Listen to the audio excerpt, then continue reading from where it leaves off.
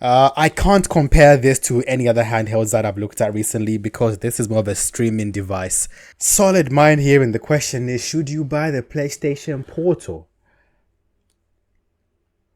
I don't know. Um, for me,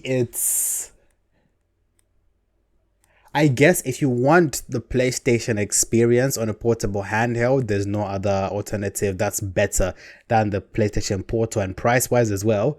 If you already have a PlayStation, it's probably one of the best units you can do that works and configures better with PlayStation than a third party unit. In terms of does it make sense to buy, let's find out together. The truth about the new PlayStation Portal. Now, it's supposed to be basically a handheld PS5 that you can take pretty much anywhere to play your games on the go. I like how it looks a lot like the PlayStation console. But does it actually live up to the hype, and is it really worth the premium price tag? Well, today you're about to find out. Now, looking inside the box, we get the PlayStation Portal as well as an included USB-C charging cable. But just looking at the Portal itself, I actually really like the design of the console. The screen is yeah, I think this was one of the most elegant designs I've seen. It looks like a tablet that has controllers on the side, a little bit more like the one X Player X1. That is a tablet with the controls that you can attach on the side. This is more of a integrated unit that looks very elegant. So the design of it, good. Definitely a bit larger than I expected and surprisingly comfortable to hold in the hands. Now, in order to use the PlayStation Portal, this is what you have to do. First, you need to make sure that your PS5 is turned on or in rest mode with remote play enabled, and that both stay connected to the internet and enable turning on PS5 from network are enabled within the. So you have to configure your PlayStation connected first before you can access it. Okay, so I was thinking this was more of like a cloud setup where you can access PlayStation games and download them remotely.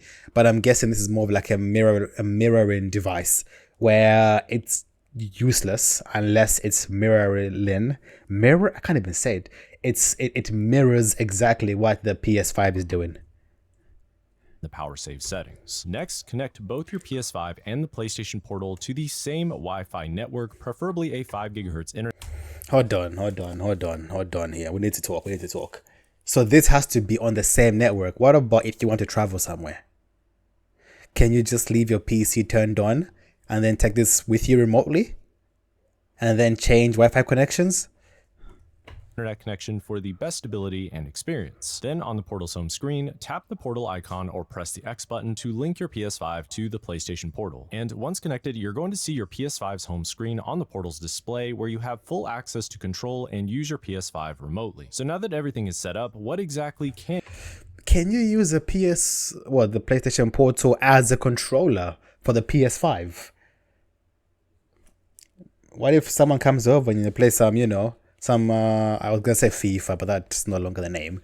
Some football games. Can you just use it as a controller if you're not gonna use it as a portable device? Can you do with the PlayStation Portal? Well, it's worth saying that the PlayStation Portal is in essence a PlayStation remote play device and not to be misunderstood as its own standalone handheld console. What this means is that the Portal is essentially just streaming games from your PS5 remotely, meaning that your PS5 basically needs to be either on or in rest mode at all times for this to work. Secondly, if you're out somewhere like a coffee shop or another place with public free Wi-Fi, the chances are that you will not be able to use the Portal since, like the PS5, it does not have a built-in web browser. So basically, you'll need to rely on a mobile hotspot for accessing your Portal outside of your Wi-Fi network. Okay, at least you can use different Wi-Fi connections, which is good. So if you're traveling, just leave your PlayStation on standby. Travel and you can still access the games. So okay, that's not too bad. There are some technical workarounds for this, and it's possible that this could change with a simple update to include a web browser, but as of now, in my opinion, this is the biggest drawback of the PlayStation Portal. I do want to say that I actually really like the idea of not always having to be at my office gaming setup in order to enjoy my PS5, but even something like the PlayStation Backbone attachment does almost the exact same thing for half of the price and much better portability, considering that the Portal does not include any kind of carrying case. You also need to consider that Yeah, so this is at risk of easily being scratched up or breaking. If you are someone who owns a lot of physical games, you're going to be switching out game discs pretty frequently, which That is a consideration. I know the PS5 has a digital edition where you can download games. Maybe that is where the PS, well, I keep saying PS because I'm used to PS3, PS4, PS5, but this is not, what's this, the PS Portal? It's a PlayStation Portal. If you want to play other games, you can't unless you download them physically on your PlayStation 5. So that is a downside.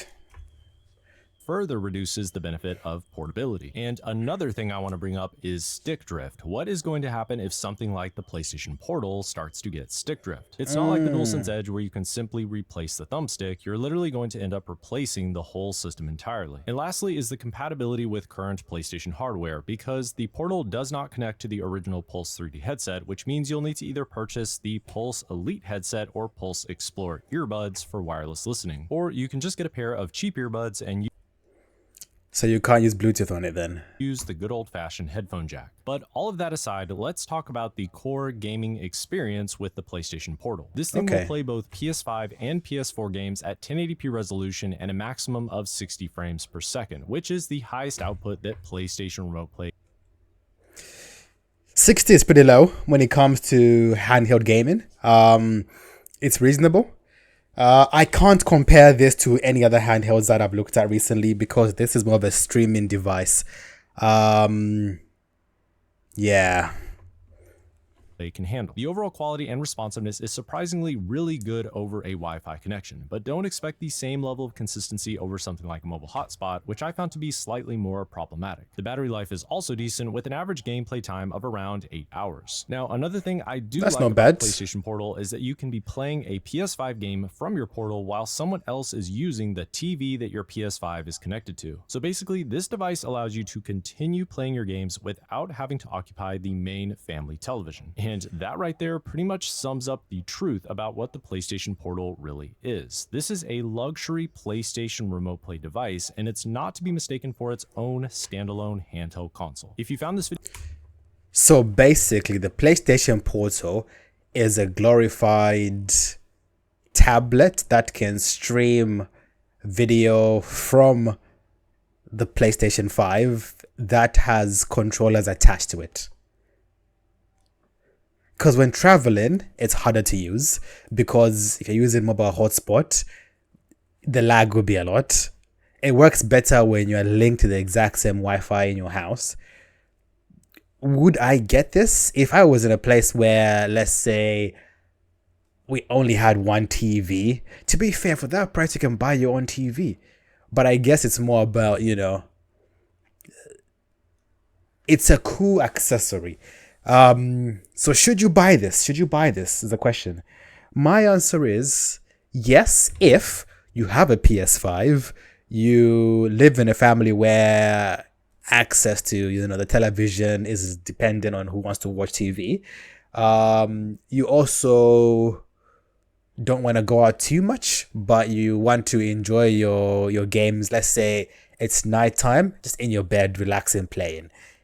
Don't buy it if you have a PlayStation that needs a disc, so which is most of the PS5s anyway, because you have to physically change them out. But also, it's a glorified portable display. Just my viewpoint is this: if you really want this and money is a problem, just buy a TV for £100 and play it on it. That's it. But it's not bad. It's not bad. Would you guys buy it? Do you guys have it? Let me know your viewpoints. Am I being biased? Let me know. Thanks for watching. Like, comment, subscribe. Peace.